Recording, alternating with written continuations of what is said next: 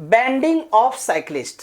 आपको पता है ना, इस सेशन में भी एक क्वेश्चन आया था, जनवरी 2023 सेशन में भी क्वेश्चन बहुत सारे पेपर में आए थे। 24 को भी आया था, 28 को भी आया था, 29 को भी आया था, 1 फरवरी वाले में भी आया था। तो मैं देखो छोटे छोटे टॉपिक करा रहा हूं। आप लोग कहोगे सर पूरा डिटेल में एकदम पूरा कंप्लीट चैप्टर क्यों नहीं कराते आप? तो भाई 60 डेज फ्री कोर्स वाला जो है उसमें तो मैंने कराया ही है, ठीक है। और पूरा मैं इसलिए नहीं कराता हूं क्योंकि आप लोगों का ना मिसयूज हो जाता है, बहुत सारा टाइम वेस्ट हो जाता है, और अभी वो टाइम नहीं है, ठीक है। अभी आप लोगों को क्या है पता है, पॉइंट टू पॉइंट पढ़ना है जो पेपर में आ जाए।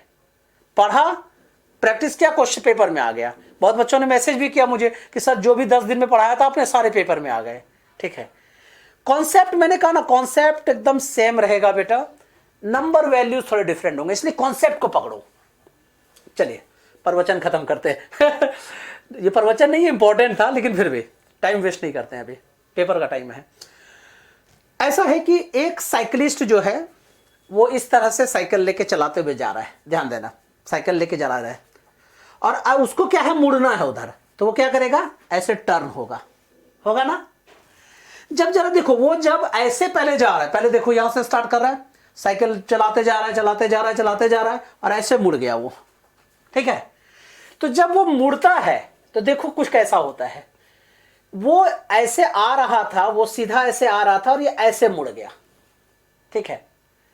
या यूं कहोगे ऐसे जा रहा था, ये ऐसे मुड़ गया, ठीक है, बेंड हो गया। इसी को बेंडिंग ऑफ साइक्लिस्ट कहते हैं।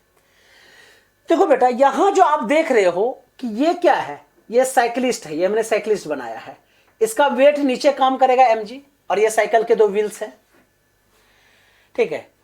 तो इसका वेट नीचे काम करेगा, जब नीचे काम करेगा तो ये साइकिल जो है, साइकिल का जो टायर है यहां टच हुआ है, तो ये नॉर्मल ऊपर की तरफ काम करेगा, यस और नो। देखो ये हमारे पास हैंडल है, इसका ये व्हील है नीचे, वो जमीन पे टच हो रहा है। तो जब जमीन पे टच हो रहा है तो क्या है कि फर्श ही हमें क्या करता है, फ्लोर ही हमें क्या करता है, लैंड हमें क्या करता है, ऊपर की तरफ एक रिएक्शन देता है, वही रिएक्शन जो है वो नॉर्मल है, क्लियर है। देखो अब यही जो सरफेस है वो एक फ्रिक्शन फोर्स लगाएगा उस टायर पे इधर की तरफ, क्योंकि फ्रिक्शन हमेशा अपोजिट डायरेक्शन में लगाता है मोशन के मूवमेंट में, तो इधर की तरफ फ्रिक्शन। तो मैं फिर से एफबीडी को अच्छे से बना रहा हूं, ध्यान देना बेटा। ये हमारे पास एक्स एक्सिस है, ये वाई एक्सिस है, क्लियर है। ये हमारे पास साइक्लिस्ट का मान लो यहां पे, ठीक है, सेंटर है। तो अब ये साइक्लिस्ट का वेट नीचे mg काम करेगा, इधर की तरफ एक सेंट्रीफ्यूगल फोर्स काम करेगा, mv² अपॉन r। अब ये r क्या है, ये इस आर्क का रेडियस है, क्लियर है। अब आप क्या देख रहे हैं, इस पॉइंट का नाम हमने a रख दिया, यहां पे इस पॉइंट का नाम b रख दिया हमने। इधर इस डायरेक्शन में फ्रिक्शन फोर्स काम कर रहा है और इधर नॉर्मल काम कर रहा है, ठीक है। तुम कहोगे सर यहां वेट आप यहां mg लगा रहे हो, नॉर्मल यहां से कैसे जा रहा है? क्योंकि यही देखो साइक्लिस्ट ना ऐसे जुड़ा हुआ है बेटा, ये सेंटर है हमारा, यहां से नॉर्मल। तुम कहोगे नहीं सर इधर नहीं, हम चलो यहां पे लगा दो, बात एक ही हुई ना, क्योंकि parallel forces are always equal and equal, ठीक है। तो इसमें देखिए टोटल कितने टाइप्स के फोर्स लग रहे हैं, 4 फोर्सेस लग रहे हैं। और ये पता है rotating about the z axis is 0। क्यों? क्योंकि ये z एक्सिस के अबाउट रोटेट कर रहा है, लेकिन रेस्ट सारे फोर्स क्या है, 0 है। तो कहने का मतलब क्या है, साइक्लिस्ट एवरी टाइम पे इक्विलिब्रियम में होगा, एवरी टाइम पे बैलेंस्ड होगा, ठीक है, नहीं तो गिर जाएगा ना भाई, ठीक है। तो अब आप क्या देख रहे हो कि यहां पे 4 टाइप्स के फोर्स लग रहे हैं, देयर आर 4 फोर्सेस। चलो मैं लिस्ट भी बना देता हूं उसका, 4 forces are acting there. First number weight इसका लग रहा है, साइक्लिस्ट का weight is equal to m into G, ठीक है।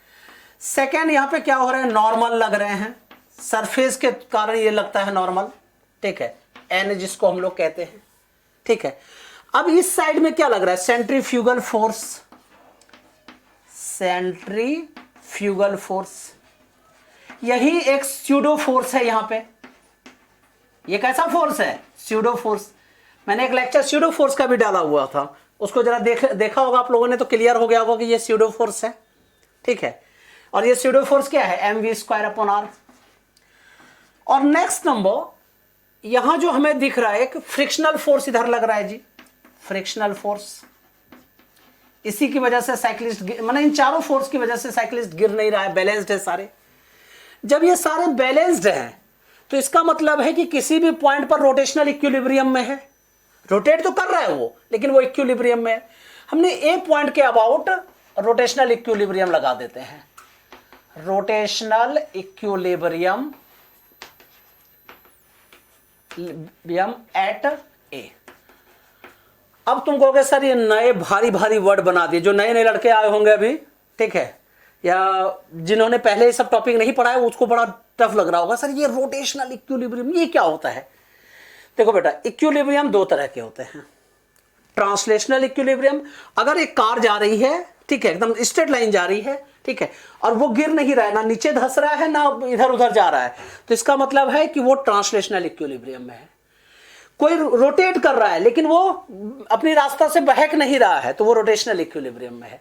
तो साइक्लिस्ट अगर जा रहा है तो बहक नहीं रहा है, तो रोटेशनल इक्विलिब्रियम में। जब रोटेशनल इक्विलिब्रियम में है तो इसका मतलब क्या हो गया कि torque should be zero, total sum of torques are zero, ठीक है। इस पॉइंट पर जितने टॉर्क्स लग रहे हैं, जितने मोमेंट्स लग रहे हैं, सबका सम कितना है, जीरो है।